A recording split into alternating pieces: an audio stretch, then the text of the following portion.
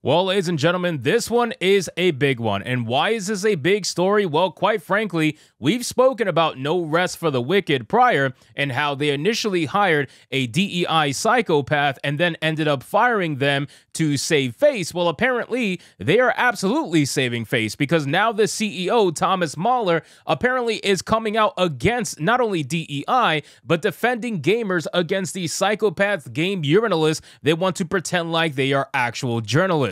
Everybody hates you.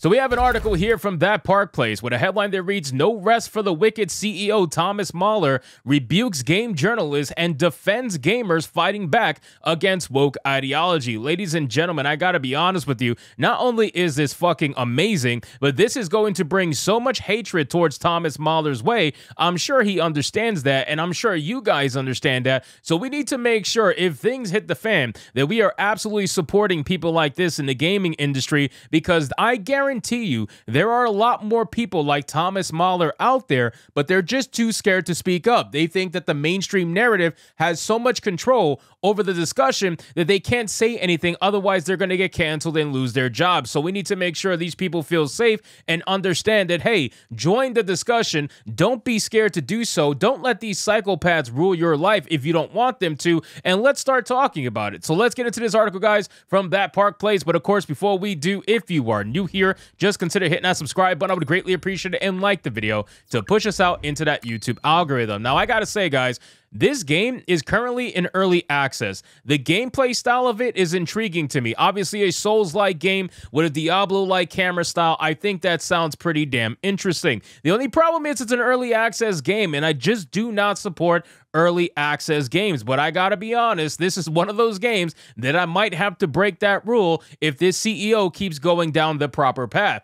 It says, "No rest for the wicked CEO Thomas Mahler rebuked German game journalist Maurice Weber and issued a defense of gamers fighting back against woke ideology." Mahler took on to X on May 13th, where he detailed that he was contacted by Weber for an article that will likely be published in the German outlet GameStar. He wrote, "I already know I might get myself into trouble once again by posting this, but I just replied to Maurice Weber, a German journalist who is affiliated with the German outlet GameStar.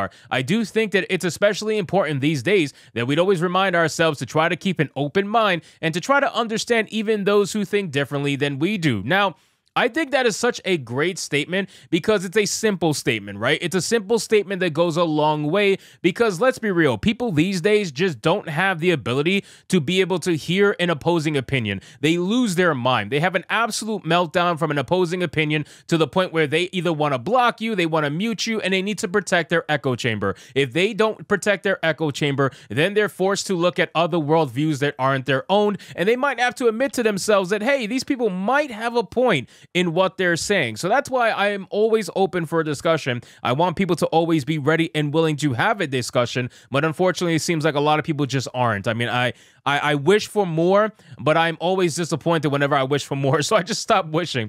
It says he then shared a response he sent to Weber regarding people who are apparently fed up by woke culture. Mahler wrote, "I think it all makes sense, Maurice. This is basically a backlash against cancel culture and similar phenomena because everyone has had enough of that nonsense." I agree with that. A lot of this is a kind of like to rebuke cancel culture, and it basically has become a little bit of cancel culture in and of itself, which is the ironic thing about all this. But sometimes, you know what, you got to fight fire with fire, and I know you're going to have those people out there that are going to pretend as if being virtuous is their cause and how they don't want to play by the same rules and they're too good for that. Well, you know what, keep getting used to losing then, if that's the case. If you think that it is too good for you to fight fire with fire sometimes, well, then I want you to become okay with losing all the time. I'm just being honest with you. Like, it's very clear that the strategy that you had by not being like them, whatever the hell that means, by not being like them, it's very clear that you have lost for many years now. This is why we are in this situation to begin with,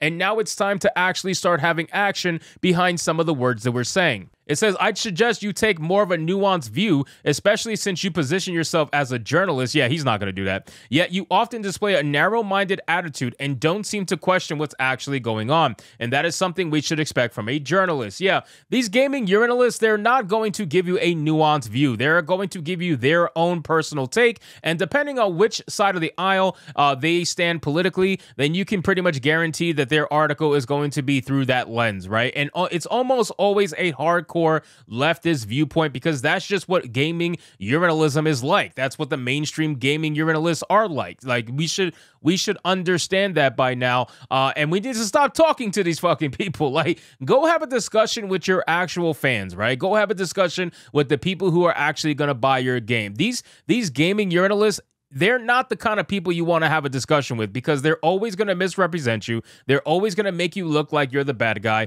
And it's very clear that they don't have an actual ability to have a nuanced view or even have a discussion in good faith. So you can pretty much rule them out. But everybody else, go have a discussion with them. Talk to your fellow gamer. Talk to your fans. Talk to your potential customers since, you know, this is the CEO for this particular studio. I think you're going to be better off with that. Just because you personally haven't been affected by cancel culture doesn't mean that there hasn't been a lot of foolishness happening, and it's still ongoing. He continued, and it's only a matter of time before it impacts you too. I agree. We have seen it all the time where the woke eat their own. It's a joke at this point, just how often this happens. And every single time, you're going to get people who are on that side who are going to pretend like there's no way that's going to happen to me. Yeah? Well, just wait. It's going to. The moment you do not bend the knee completely and you have a difference of opinion even slightly, yeah, I can pretty much guarantee you're going to get fucked. It says Mahler then shared famous word from Pastor Martin Niemöller. Says, consider this famous statement. First, they came for the socialists, and I did not speak out because I was not a socialist. Then they came for trade unionists, and I did not speak out because I was not a trade unionist. Then they came for the Jews, and I did not speak out because I was not a Jew. Then they came for me, and there was no one left to speak for me. That is a great fucking statement because that's exactly what's happening. It's even like in the console wars and whatnot that's happening right now, where people are mad that PC gamers got their way with Helldivers. All these fucking console soul boys that weren't on the PC gamer side, they're actually angry at the fact that PC gamers got their way. Can you imagine being angry that the consumer beat the corporation? Like, imagine being such a corporate shill that you're mad that customers got their way. That is crazy to me. That is an insane amount of shilling. And again, not all console gamers were like that. We had a lot of console gamers that were on our side, but there was a small few that had the balls of Sony so deep in their throat that they just could not get over the fact that players actually got what they wanted just by standing up against a corporation for 2 days. That's all it took, was 2 days. These people get royally fucked and taken advantage of for years on end, and it took 2 days to destroy a corporation and get exactly what you wanted. So it's quite amazing that this CEO for Moon Studios is doing exactly what all these CEOs should be doing. Focus on your customer. Screw these gaming urinalists that are trying to interview you in bad faith. Screw these people that want to talk about politics all the fucking time. Focus on your game and keep doing the right thing. So like I said, guys, early in the video, this game is in early access. It does seem like a game that I would play. I just got to get over the early access thing because I do not like supporting early access. I feel like you're paying for beta testing, and that's just not me. But considering what this CEO stands for, if he continues to speak like this, I will probably have to go back on that just for this personal game to own the libs. So anyway, guys, thank you so much for watching this video. I hope you did enjoy it. If you did, consider leaving me a subscribe. I would greatly appreciate it. Don't forget to like the video, comment, let me know what you thought, and I'll see you guys on the next one. Hypnotic out.